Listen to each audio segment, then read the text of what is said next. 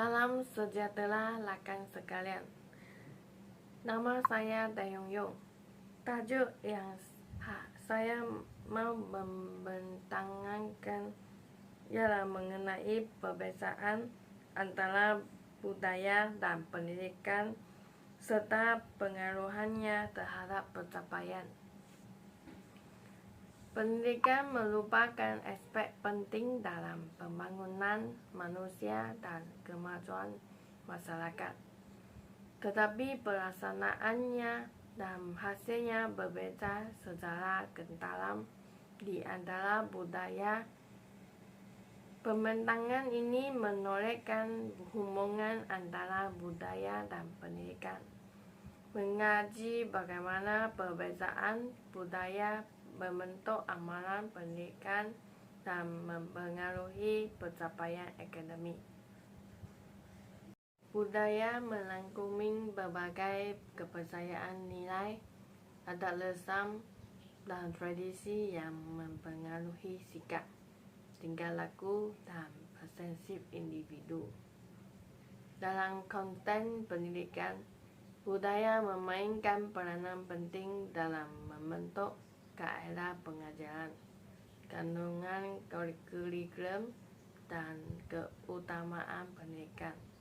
Budaya dan pendidikan adalah dua konsep yang berbeza, tetapi saling berkait yang mempunyai kesan penting terhadap pencapaian.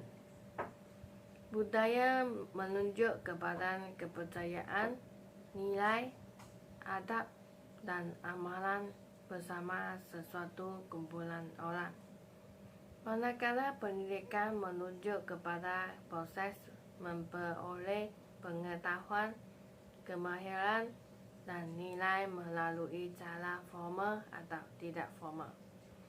Hubungan antara budaya dan pendidikan adalah kompleks dan banyak sisi, di mana setiap satu pengaruhi yang lain dengan berbagai cara. Perbezaan budaya boleh memberikan kesan dalam mendalam terhadap pencapaian pendidikan. Sebagai contoh, dalam setengah budaya, pencapaian akademik sangat dihargai dan ibu bapa mungkin menitik beratkan kejayaan akademik anak-anak mereka.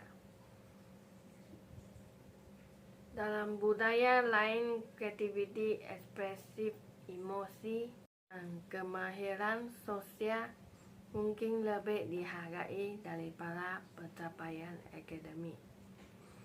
Perbezaan budaya ini boleh mengakibatkan perbezaan dalam alamat pendidikan, harapan, dan hasil. Pendidikan juga boleh memainkan peranan dalam membentuk nilai dan amalan budaya. Sebagai contoh, pendidikan boleh membantu mengelakkan mobiliti sosial dan mengurangkan ketidakadilan sosial yang boleh membawa kepada perubahan dalam nilai dan amalan budaya dari semasa ke semasa.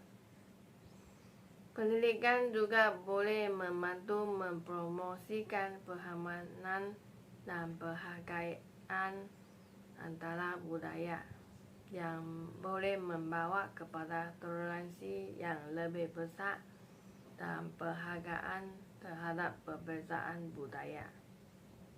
Sebagai kesimpulan, budaya dan pendidikan adalah dua faktor penting yang mempengaruhi pencapaian.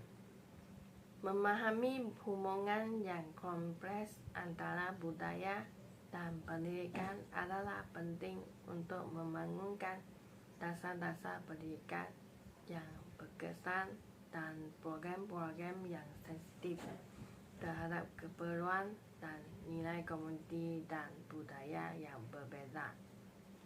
Dengan mempromosikan pemahaman dan penghargaan antara budaya, kita boleh membantu mencipta masyarakat yang lebih inklusif dan adil, yang menghargai kepelbagaian dan mempromosikan keadilan sosial.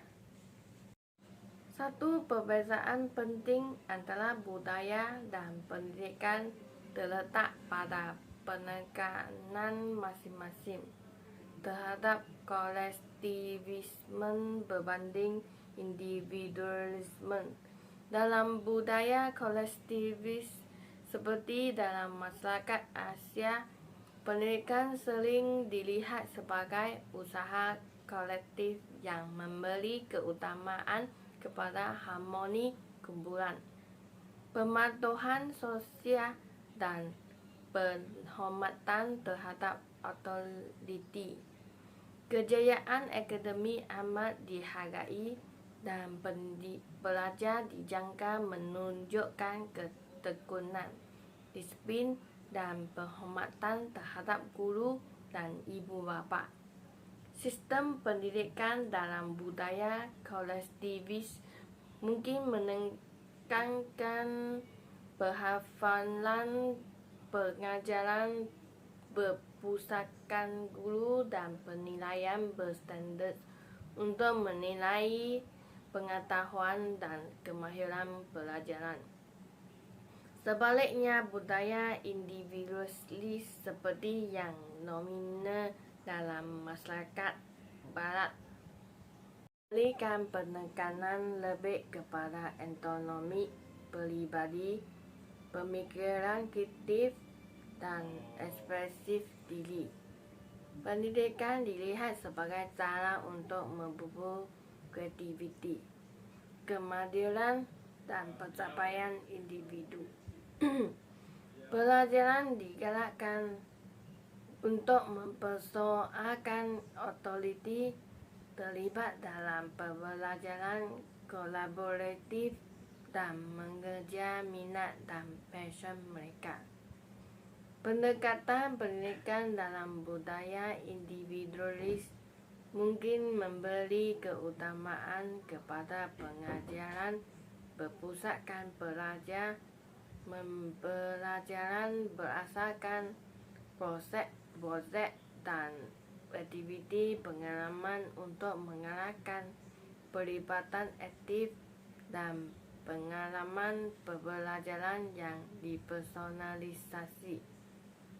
Perbezaan budaya dalam nilai dan amalan pendidikan ini boleh mempunyai implikasi yang signifikan terhadap pencapaian akademik.